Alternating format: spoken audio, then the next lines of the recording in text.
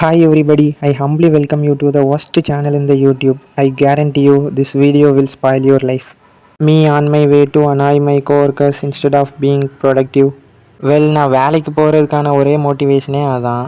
ப்ரொடக்டிவாக இருக்கிறதுக்கு மோட்டிவேஷன் தேடிக்கொண்டே இருக்கிறேன். மேபி எனக்கு கொஞ்சம் நாளில் கண்டுபிடிச்சிருவேன்னு நினைக்கிறேன். பைக்ஸ், கார்ஸ், பேலஸ், பங்களா என்னெல்லாமோ நினச்சி மோட்டிவேட் பண்ண பார்த்தேன். முடியவே இல்லை. அட நிறையா காசு இருந்தால் பொண்ணுங்க பின்னாடியே வருவாங்கட்டு என்ன நானே ஃபால்ஸாக மோட்டிவேட் பண்ணிக்கலான்னு நினச்சேன். நோ டிஸ்ரெஸ்பெக்ட் டு உமன், சும்மா நினச்சிக்கிட்டேன் அப்படியாச்சும் நம்ம முன்னேறுவோன்ட்டு. நடக்கலையே. இந்த ஃபேக் மோட்டிவேஷன் ஃப்ளாப் ஆக காரணமாக இருந்தது என்ன தெரியுமா? என் கூடையே 2-3 வருஷமாக வேலை செய்கிற பொண்ணுங்கள்கிட்டயே நான் ஒரு வாட்டி கூட பேசினதில்லை.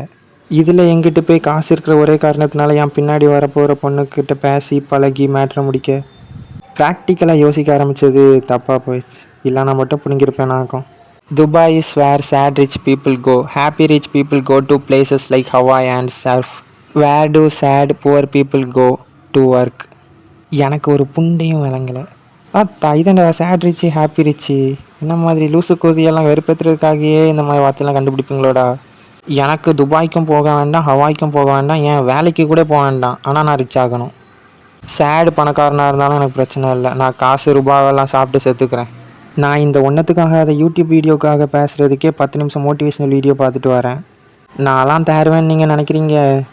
நான் நினைக்கிறேன் தட்ஸ் அ ஜோக்.